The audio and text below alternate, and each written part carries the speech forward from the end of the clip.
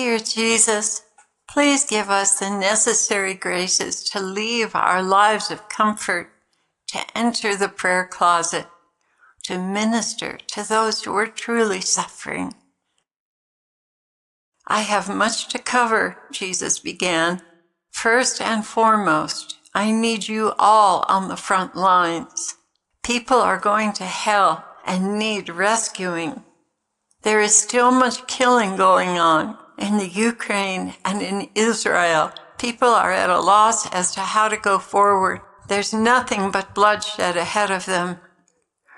You can make a difference. Come to me with sincere hope that I am able to make the difference. Praying for them is the next best thing. Send angels of conversion and offer your sufferings for the conversion of those who are dying. Those who control this world are hell-bent on killing as many as they can. Your prayers avail much, especially in their last moments on this earth. You cannot be there, but you can offer prayers that it will go well with them and they will accept me. There is great mercy and reserve for these people who have been so brainwashed since infancy that they do not know right from wrong. Their moral world is upside down, and this is why they are perishing. But through your prayers and love, I am turning it around, even if only in their last moments, so they may spend an eternity with me. I am also working with you to have more selfless compassion so that I can take you in the rapture. There are many areas where you are lacking, and applying yourselves to prayer for these people is ripening your hearts, making them worthy to be removed in the rapture.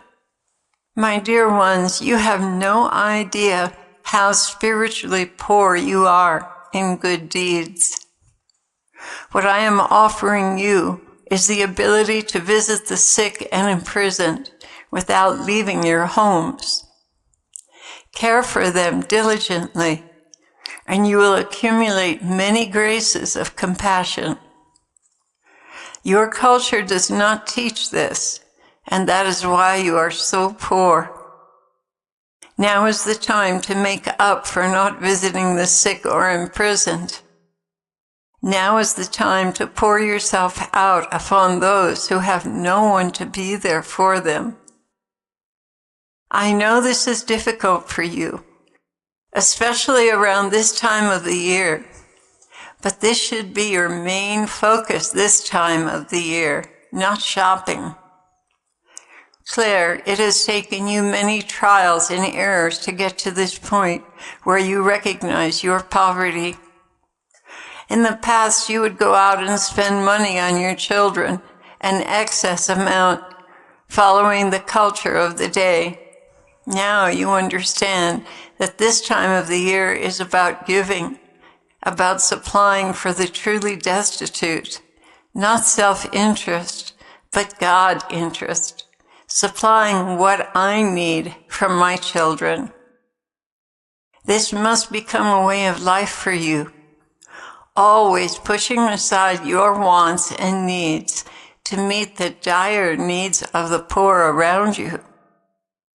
How much sweeter life will become for you when you leave off with living solely for yourself. You have been brought up in a culture of me, me, me. Making this transition will be liberating for you. As you accumulate more and more, you become more and more entrapped in caring for it, protecting and cleaning it and repairing it. In a never-ending battle. For what? For trinkets that distract you away from me and holiness? Yes, indeed. This is by design of Satan, who has from the beginning been drawing you away from the true purpose of my birth. burying you in debt and preoccupation with the things of the world, which cease to bring you lasting joy and will be a source of shame at the judgment seat.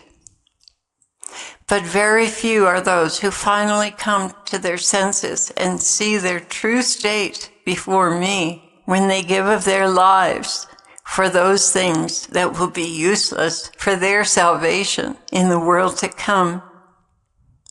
I do not wish to lay harsh burdens on you, my dear ones, but it is better now that you recognize what you are doing than later when nothing can be done about it. Yes, the time will come when your true spiritual state will be revealed to you. Wouldn't you rather know this now than then, when there is nothing you can do about it? Of course you would. Buy of me fire-tried gold that will accompany you into eternal life. This is not a reprimand, but a preparation for the time soon to come. Heed me now, and you will not be ashamed at that time. Some of you are wearing the fragrance of charity and brotherly love. You have gone to great lengths to deny yourself and provide for others. You have discovered the source of happiness is in giving, not receiving. You will do well in that moment when you stand before me. Be an inspiration to all around you and encourage them to sacrifice for the love of God and for the love of the poor. That was the end of his message.